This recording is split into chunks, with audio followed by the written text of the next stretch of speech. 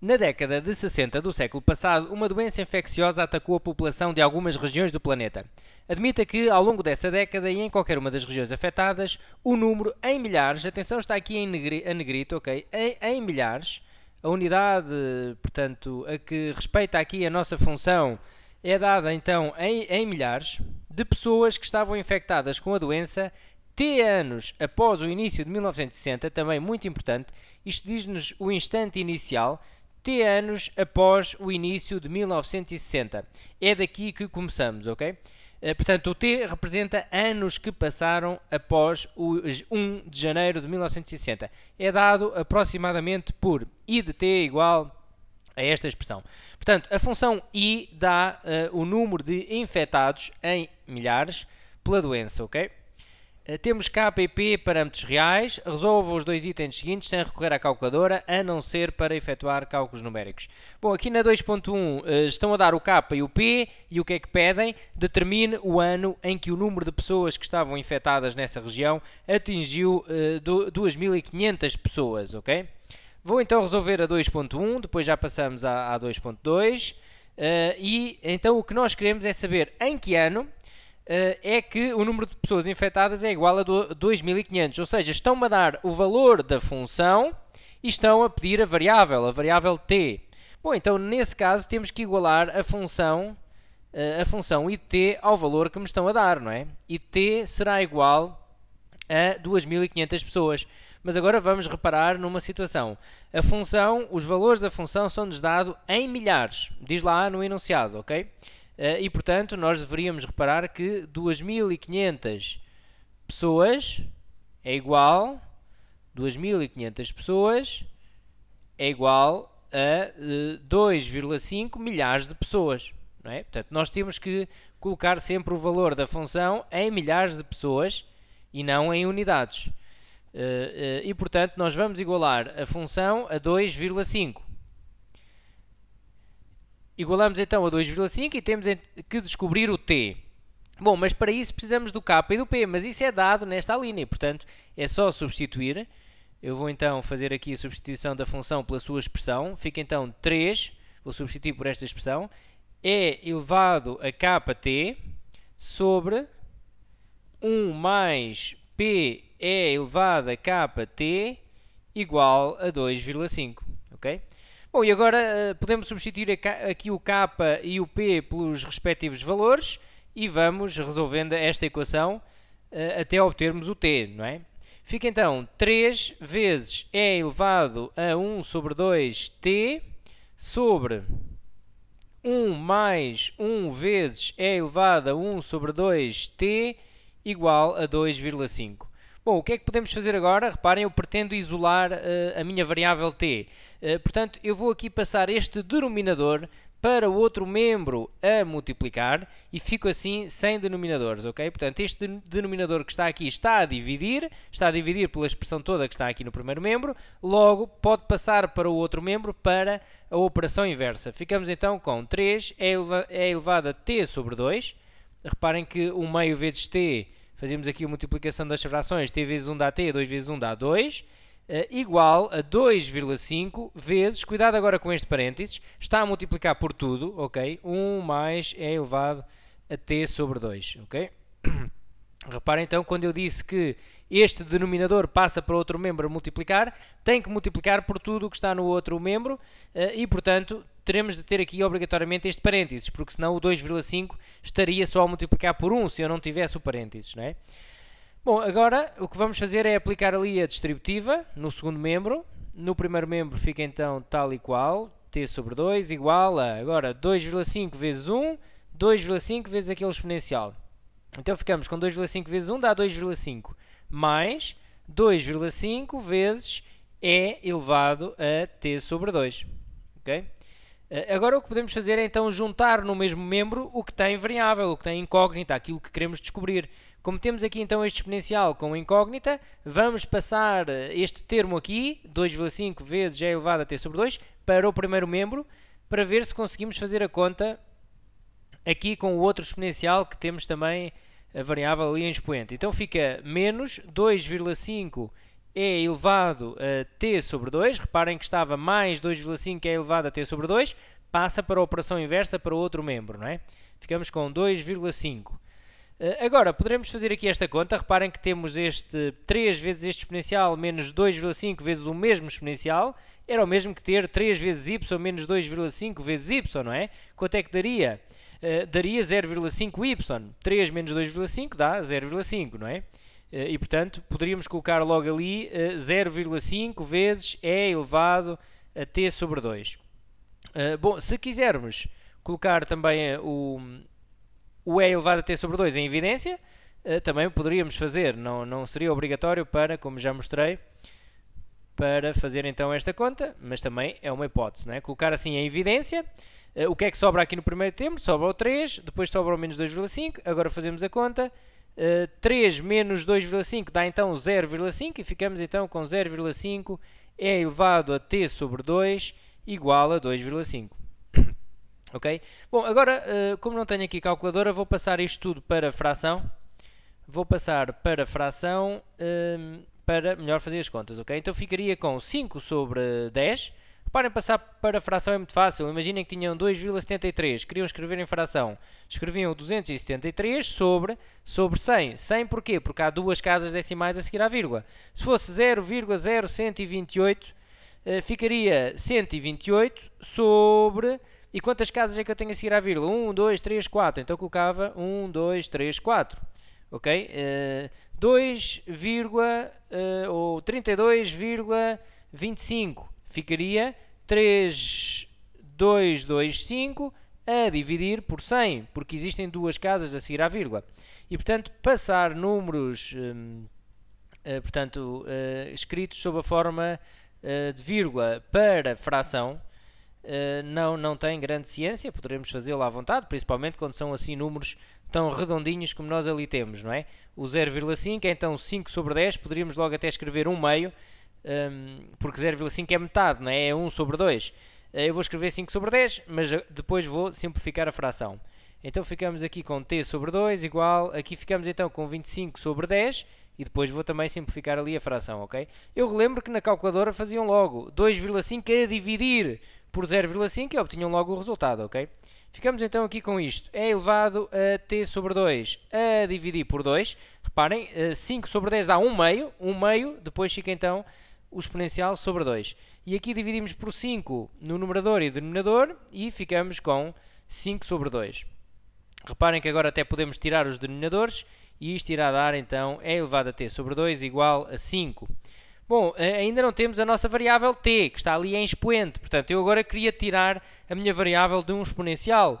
Então, o que é que eu vou fazer? Eu vou passar este exponencial para o outro membro para a função inversa. A função inversa do exponencial é o logaritmo. Neste caso, é o logaritmo de base e, por isso ficamos com ln. Ou seja, o que está em expoente, t sobre 2, é igual a ln de 5, ok? Todos estes passos estão melhor explicados na aula respectiva onde eu introduzo as equações com exponenciais e logaritmos, ok? Em explicamat.pt, segundo período, logo as primeiras aulas. E agora teremos de, reparem, passar este 2 que está aqui a dividir para o outro membro, para a operação inversa, que é multiplicar. Então ficamos com t igual a 2 ln de 5, ok? Bom, este resultado aqui, assim valorizado, não estou a ver, mas isto dá aproximadamente, ok, e é apenas aproximadamente, assim de repente, porque temos o ln de 5, portanto o 5 é maior do que e, que é a base do logaritmo, portanto isto dá um pouco maior do que 3, não sei agora especificar quanto, mas é 3, qualquer coisa. Ok? 3, qualquer coisa. Bom, então, o que é que nos pedem aqui? Porque também não interessa se é 3,1 ou 3,2. Vocês têm a calculadora, fariam isto na máquina e colocavam o valor que a máquina dava, arredondado, diz aqui, arredondado às 3 casas decimais. Tal. Mas isto é para os cálculos intermédios, ok? Porque a resposta à pergunta não é este resultado. Reparem o que é que diz. Determina o ano em que o número de pessoas estavam infectados. Este T diz-nos que foi passados 3 anos desde o início de 1900, e agora vamos ver aqui atrás, 1960. T anos após o início de 1960. É o que representa o T. E portanto, 1960 mais um ano dá 1961, mais 2 anos dá 1962, mais 3 anos dá 1963. Como foi 3 anos e qualquer coisa, ou seja, a resposta termina o ano em que ficaram 2.500 pessoas infectadas, foi durante o ano de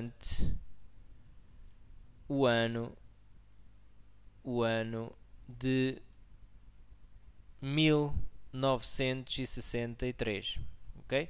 Durante o ano de 1963 ficaram 2.500 pessoas infectadas. Ok? Esta seria então a resposta. Vou agora passar então à 2.2, porque esta está respondida.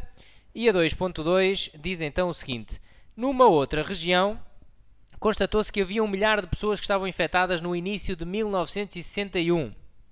Ora, no início de 1961, ok.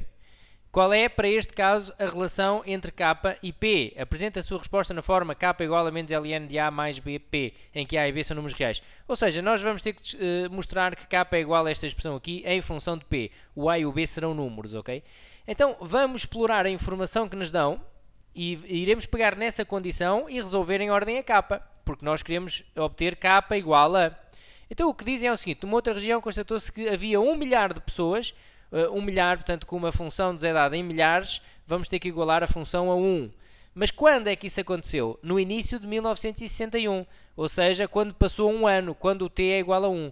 Ou seja, estão-nos a dizer que o i de 1, passado um ano, existem lá 1000 pessoas, mas como estamos em milhares, 1 milhar de pessoas.